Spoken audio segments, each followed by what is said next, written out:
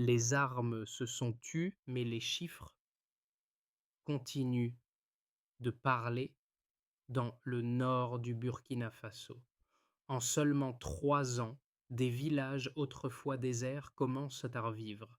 L'eau, les récoltes et plus d'1 million de déplacés sont de retour, et 28 bataillons redéployés maintiennent les routes ouvertes. Ibrahim Traoré, un acteur clé de cette transformation, ne se contente pas de ramener la sécurité. Il a métamorphosé le pays en un lieu où la souveraineté et la dignité sont redéfinies. La question qui se pose est simple. Ibrahim Traoré a-t-il réussi à transformer la peur en progrès concret, ou ce changement n'est-il qu'un mirage, un modèle à suivre pour d'autres pays? Ibrahim Traoré, une figure centrale de la renaissance du Burkina Faso, a mis en place une stratégie audacieuse et pragmatique. Après des années de guerre et de chaos, le pays n'avait pas seulement besoin de sécurité militaire, mais d'une véritable reconstruction civile. Sa promesse était claire. Le pays ne survivra pas seulement grâce à la force, mais renaîtra grâce à des actions concrètes. Cependant, ces premiers succès soulèvent une question cruciale. Cette transformation peut-elle vraiment être durable dans une région aussi volatile? Traoré a osé prendre des risques importants, mais ses choix stratégiques comportent également des enjeux de taille. Le défi est de taille. Redonner au pays sa dignité et sa souveraineté tout en assurant une stabilité à long terme. La véritable question qui se pose est de savoir si cette méthode pourra résister aux défis futurs, en particulier dans un Sahel déjà fragile, où les tensions géopolitiques et les crises climatiques ne cessent d'évoluer. Les transformations récentes dans le nord du Burkina Faso sont frappantes. Alors que la guerre faisait rage il y a encore quelques années, la situation a radicalement changé.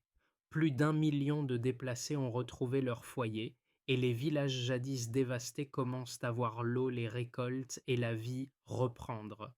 Ibrahim Traoré, avec sa vision claire, n'a pas seulement rétabli la sécurité, il a rétabli un ordre civil.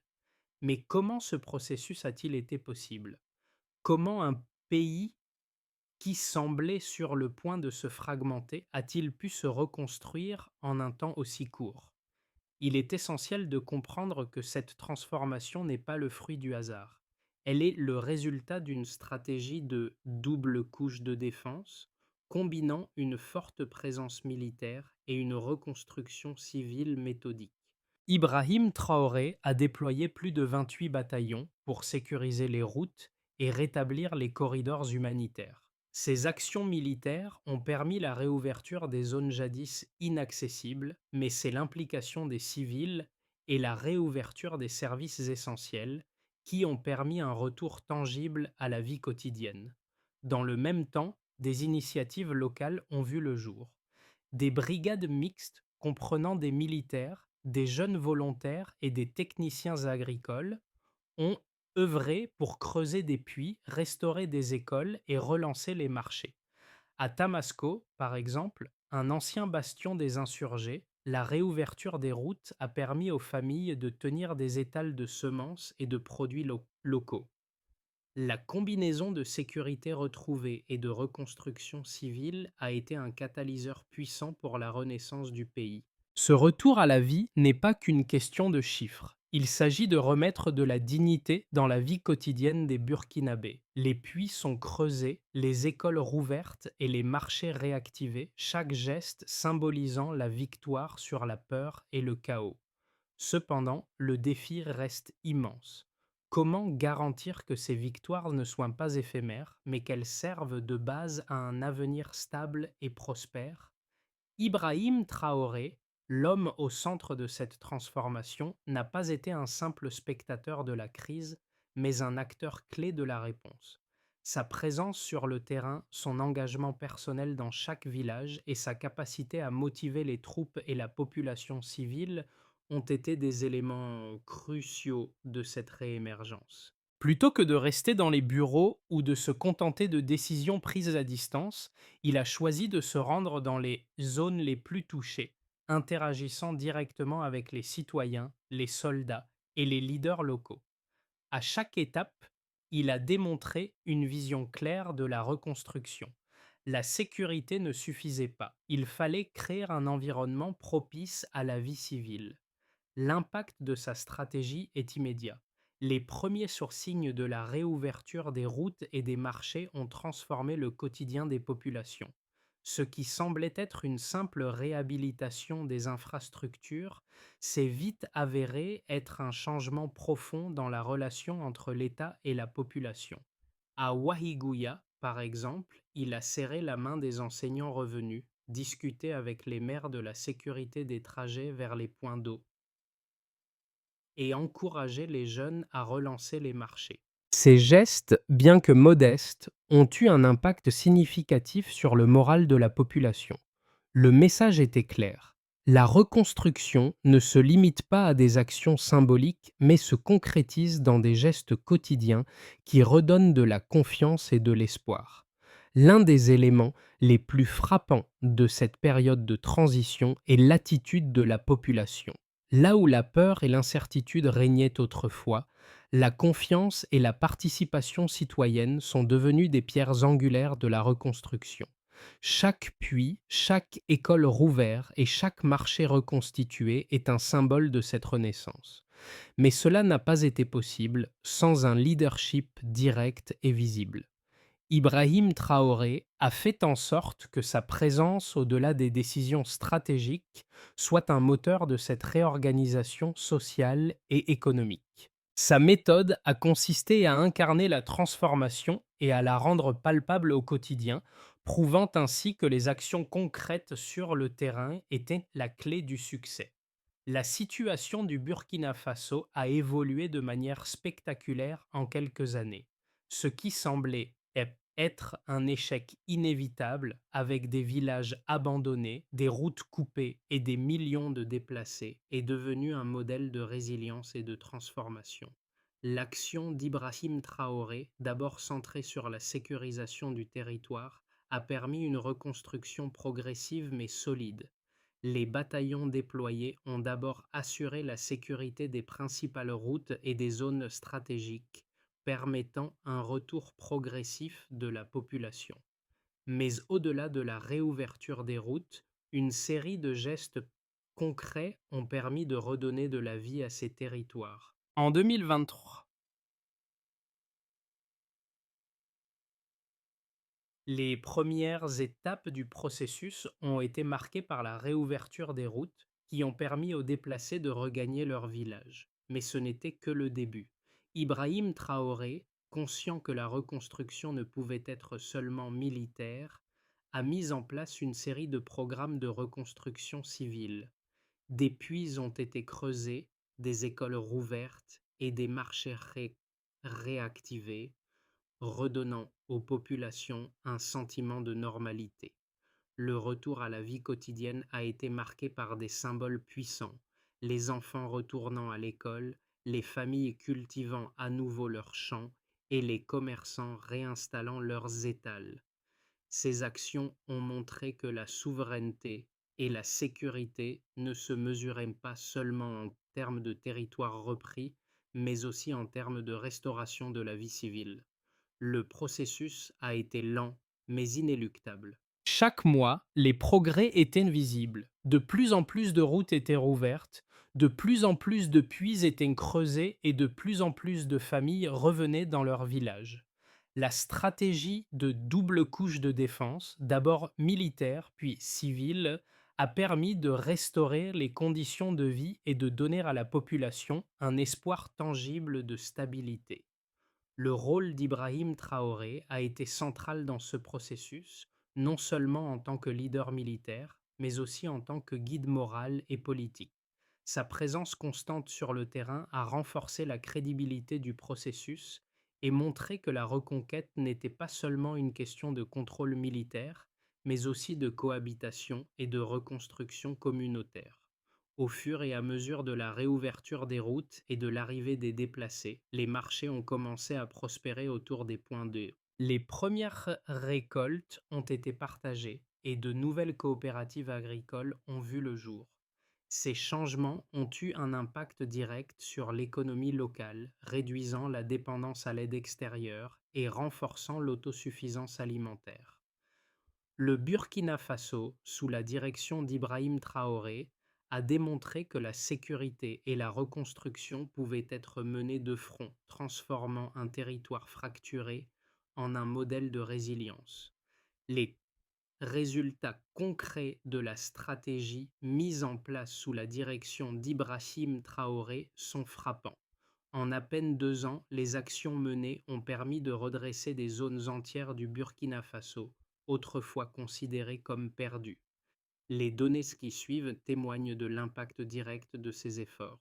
En 2022, plus de 28 bataillons d'intervention ont été déployés, assurant la sécurisation des routes et permettant aux déplacés de regagner leur foyer. En 2023, plus d'1 million de déplacés sont retournés dans leur village, un chiffre qui illustre l'effort colossal de rétablissement de la sécurité.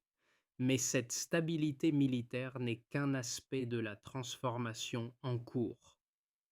En parallèle, des investissements massifs ont été réalisés dans la reconstruction des infrastructures.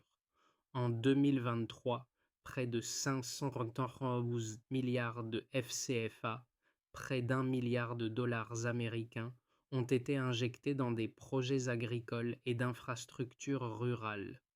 Ces fonds ont permis la construction de puits, de routes, ainsi que la rénovation d'écoles et de marchés. Les résultats agricoles sont également impressionnants. La production de riz local a augmenté de 11% dès la campagne de 2025, un indicateur clé de l'autosuffisance alimentaire retrouvée. Parallèlement, les importations alimentaires ont diminué de 25%, prouvant ainsi que le pays ne dépend plus autant de l'aide extérieure. Les programmes agricoles, tels que l'Offensive agro-pastorale et halieutique nationale 2023-2025, ont modernisé 8 filières agricoles clés, dont le riz, le manioc, le bétail et la volaille. Cette transformation n'a pas seulement d'un impact économique, elle permet également de créer des emplois et d'offrir des opportunités à la population locale.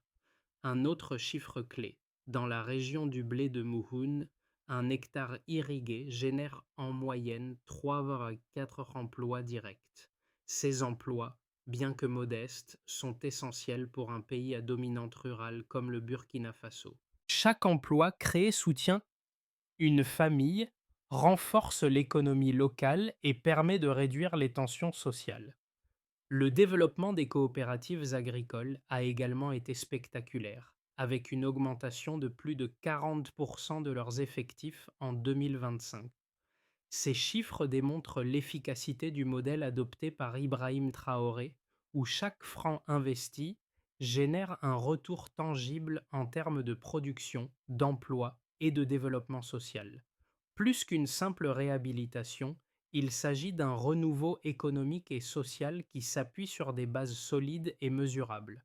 À long terme, ces actions devraient permettre au Burkina Faso de sortir de la crise et de se reconstruire sur des bases durables. La transformation du Burkina Faso sous la direction d'Ibrahim Traoré a suscité des réactions diverses. D'un côté, il y a ceux qui saluent son approche pragmatique, qui combine sécurité et reconstruction civile. Ils soulignent l'efficacité de la stratégie de double couche de défense, où les actions militaires et civiles se complètent pour créer un environnement de stabilité durable. De l'autre côté, il existe des critiques qui remettent en question l'isolement politique du pays et la centralisation du pouvoir. Certains analystes estiment que le modèle de souveraineté d'Ibrahim Traoré pourrait entraîner des tensions avec les partenaires régionaux et internationaux, notamment en raison de la priorité accordée à l'autosuffisance alimentaire et à une politique étrangère plus fermée. Les partisans de la méthode de Traoré arguent que la situation du Burkina Faso exigeait une réponse audacieuse, fondée sur des principes de souveraineté et d'autonomie. En replaçant les citoyens au cœur du processus de reconstruction, Ibrahim Traoré a non seulement restauré la sécurité, mais a aussi restauré la dignité nationale. La fermeture des corridors humanitaires et la réduction des importations alimentaires ne sont pas perçues comme un repli, mais comme un test de résilience pour un pays pris dans une spirale de dépendance extérieure. Le fait que le Burkina Faso soit parvenu à améliorer sa production alimentaire tout en rétablissant la paix dans ses territoires témoigne d'une vision qui dépasse les discours politiques habituels.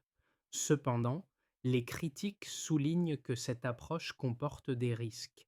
Si la centralisation du pouvoir permet une gouvernance rapide et cohérente, elle pourrait également limiter la diversité des opinions et engendrer un manque de transparence. Les restrictions économiques imposées par la politique d'autosuffisance alimentaire, bien que bénéfiques à court terme, pourraient entraîner des difficultés à long terme, notamment en cas de crise climatique ou de pénurie de ressources naturelles. L'économie du pays, bien que plus résiliente, reste fragile, et une telle stratégie pourrait à terme freiner les échanges commerciaux et limiter les investissements étrangers. Malgré ces critiques, la méthode d'Ibrahim Traoré présente des avantages considérables, notamment dans le contexte du Sahel, où les défis sécuritaires et économiques sont particulièrement élevés. Sa capacité à créer une stabilité tangible à travers la réouverture des routes, la réinstallation des déplacés et le développement de l'agriculture montre que les approches non conventionnelles peuvent parfois donner des résultats mesurables là où d'autres modèles ont échoué. En définitive, le modèle de souveraineté et d'autosuffisance d'Ibrahim Traoré, tout en étant contesté, est loin d'être inefficace. Au contraire, il a permis à un pays en guerre de retrouver son indépendance et d'établir des bases solides pour l'avenir. La question qui reste est de savoir si ce modèle pourra être soutenu à long terme ou s'il rencontrera des obstacles inhérents à son approche centralisée et fermée. Ibrahim Traoré a réussi à transformer les défis de la guerre en levier de reconstruction. Là où la plupart auraient vu une terre dévastée, il a vu une opportunité de créer un modèle de souveraineté unique. Mais la véritable révolution ne réside pas seulement dans les chiffres ou les infrastructures, elle réside dans un changement fondamental dans la manière dont la population perçoit l'État. Grâce à la réouverture des écoles, à la reconstruction des marchés et à l'augmentation de la production locale, la confiance en l'avenir du Burkina Faso a été restaurée. Cette résilience se mesure non seulement par les investissements, mais aussi par la capacité de la société à se relever, même après des années de terreur et de destruction. L'impact de la stratégie d'Ibrahim Traoré est évident dans plusieurs domaines clés, particulièrement dans ce qui concerne la stabilité sociale, l'économie locale et la coopération régionale. Pour les nations et voisins, la réouverture des corridors humanitaires et des routes a permis de rétablir des liens commerciaux avec les pays voisins, tout en facilitant le retour des déplacés. Cette dynamique a renforcé la coopération régionale, notamment avec le Mali et le Niger, qui ont vu dans le modèle du Burkina Faso une source d'inspiration pour leur propre stratégie de résilience. Les entreprises locales ont également bénéficié de cette reconstruction avec une augmentation significative du nombre de coopératives agricoles dont les effectifs ont cru de plus de 40%. La production de riz, par exemple, a augmenté de 11%, tandis que les importations alimentaires ont chuté de 25%. Ces résultats ont permis aux petites entreprises rurales de se relancer, créant ainsi un cercle vertueux de croissance locale. Pour la population déplacée, plus d'1 million de personnes ont pu retourner dans leur village, où des écoles, des marchés et des services de santé ont été rétablis. Le retour à la vie normale dans ces régions a marqué un tournant important, non seulement en termes de rétablissement de la sécurité, mais aussi de renforcement de la cohésion sociale. Enfin, pour le contexte villageois, la réhabilitation des infrastructures essentielles a permis une normalisation rapide de la vie quotidienne. Les habitants, autrefois paralysés par la peur, sont maintenant activement impliqués dans la reconstruction de leur communauté. Ils parlent désormais du retour de la vie plutôt que de la fin des violences, un signe de la manière dont la dynamique sociale a été restaurée. Ces changements ont des répercussions directes et concrètes sur la stabilité à long terme du pays. L'autonomie alimentaire retrouvée, la diminution de la dépendance à l'aide humanitaire et l'augmentation des opportunités économiques sont autant de signes que la stratégie mise en place par Brahim Traoré a non seulement restauré la paix, mais aussi permis au Burkina Faso de retrouver sa dignité et sa souveraineté. Dans les mois à venir, 3 trajectoires principales s'offrent au Burkina Faso, chacune reposant sur des facteurs clés qui détermineront la stabilité et la croissance du pays. En ce qui concerne trajectoire de consolidation, ce scénario envisage une poursuite de la croissance agricole autour de 5%, soutenue par des politiques de soutien à l'agriculture et à l'élevage. La sécurité restera localement maîtrisée, avec un renforcement des infrastructures et des services publics. Dans ce cadre, l'État poursuivra son expansion vers les zones périphériques, rétablissant ainsi des zones autrefois considérées comme inaccessibles. Le pays continuera d'exporter ses produits locaux, riz, viande, mangue, tout en réduisant sa dépendance aux importations. Cette trajectoire suppose une continuité des efforts de gouvernance et un maintien de la discipline financière, avec un accent sur la formation des jeunes agriculteurs pour assurer une croissance durable. En ce qui concerne trajectoire optimiste, si les partenariats régionaux se solidifient, notamment avec le Mali et le Niger, le Burkina Faso pourrait devenir un hub alimentaire pour la région du Sahel. Des projets comme Trial City, une ville autosuffisante, pourraient servir de modèle pour la création d'écovilles sahéliennes. Les exportations agroalimentaires pourraient doubler, attirant des investisseurs africains et internationaux. Cependant, cette trajectoire optimiste nécessite une stabilité politique régionale et un soutien international qui respecte l'autonomie du pays. Le succès de cette trajectoire dépendra de la capacité du Burkina Faso à diversifier son économie et à capitaliser sur ses ressources naturelles. En ce qui concerne scénario défavorable, ce scénario envisage une combinaison de sécheresse, de tensions régionales et de fatigue économique qui pourrait ralentir la dynamique de croissance. La hausse des prix mondiaux du carburant ou des engrais pourrait fragiliser les programmes agricoles, tandis qu'une baisse de la confiance publique pourrait entraver les efforts de cohésion sociale. Malgré cela, la résilience déjà développée par les coopératives, l'armée territoriale et les écoles rurales pourrait offrir une base solide pour faire face à ces défis. Même dans ce scénario, la population continuerait de tirer parti des systèmes de soutien locaux pour maintenir une certaine stabilité. La recommandation d'Ibrahim Traoré pour l'avenir du Burkina Faso reste la même: préparer, anticiper et agir. Le pays doit être prêt à s'adapter rapidement à l'évolution des conditions économiques et politiques, tout en consolidant les acquis déjà réalisés. La transformation du Burkina Faso, bien qu'impressionnante, n'est pas simplement un récit à lire de loin. Elle s'adresse à chacun de nous. Ce modèle de souveraineté et de reconstruction localisée montre que la résilience ne vient pas uniquement des grandes puissances ou des aides internationales, mais de la volonté et de l'action quotidienne des populations locales. Chaque jeune agriculteur qui reprend son champ, chaque maire qui retrouve son marché, chaque enseignant qui réinstalle sa classe est un acteur essentiel dans cette révolution silencieuse. Ce modèle burkinabé axé sur l'autosuffisance et la participation citoyenne nous invite à réfléchir sur notre propre capacité à agir face aux crises locales. Peut-être, dans nos propres communautés, pouvons-nous trouver des solutions similaires, ancrées dans le local et l'authentique, plutôt que de toujours attendre des réponses de l'extérieur. Les défis du Burkina Faso ne sont pas uniques, et ce qui fonctionne là-bas pourrait inspirer des initiatives dans d'autres parties du monde. Ibrahim Traoré a su démontrer que, même dans des conditions extrêmes, la transformation est possible. Il ne s'agit pas seulement de reconstruire des infrastructures, mais de reconstruire la confiance entre les citoyens et leur État.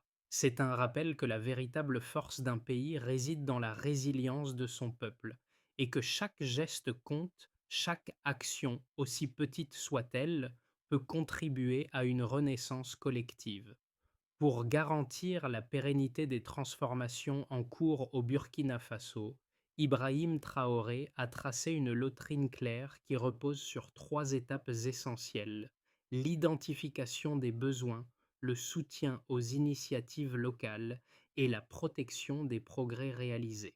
En ce qui concerne identifier, le registre social unifié a été mis en place pour recenser chaque foyer, chaque village et chaque école, permettant de mieux comprendre les besoins spécifiques de chaque communauté. Cette base de données est régulièrement mise à jour, garantissant que chaque intervention, qu'elle soit agricole, éducative ou sanitaire, soit ciblée et efficace. En ce qui concerne soutenir le programme PAMPV, programme d'assistance aux ménages vulnérables et productifs, fournit aux ménages vulnérables non pas de l'aide humanitaire, mais des moyens pour relancer leurs activités économiques.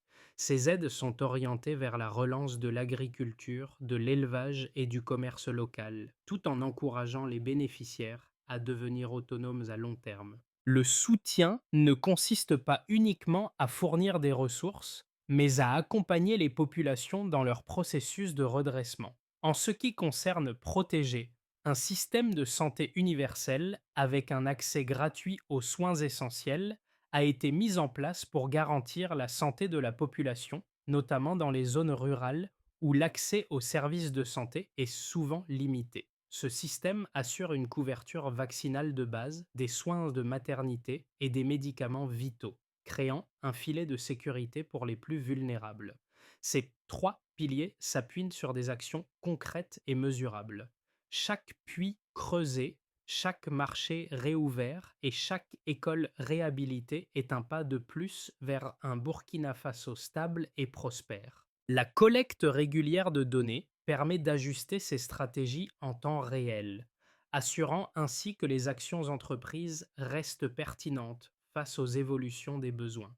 À chaque puits creusé, à chaque marché réouvert, Ibrahim Traoré et les Burkinabés ont redéfini ce que signifie la souveraineté. Le retour à la vie quotidienne dans les villages autrefois dévastés est bien plus qu'un simple signe de résilience. C'est un témoignage de la capacité humaine à reconstruire même après les pires catastrophes. Chaque geste, chaque action, aussi simple soit-elle, fait écho à une promesse: que la paix et la dignité peuvent renaître du chaos. Le Burkina Faso, sous la direction de Traoré, nous montre que la véritable transformation ne réside pas seulement dans les grandes réformes, mais dans les petites victoires quotidiennes, collectives et humaines. Le modèle du Burkina Faso nous invite à une réflexion plus large sur nos propres sociétés. Peut-on, dans nos communautés, reprendre le contrôle de notre avenir de manière aussi concrète et résiliente? Chaque petite action compte, chaque initiative locale peut avoir un impact considérable. Nous avons tous un rôle à jouer, que ce soit en soutenant des projets communautaires, en investissant dans l'éducation ou en soutenant ceux qui œuvrent chaque jour pour un avenir meilleur. Le Burkina Faso a montré qu'un pays peut se relever par ses propres forces. Alors, que faisons-nous pour faire la différence dans nos propres vies et celles des autres?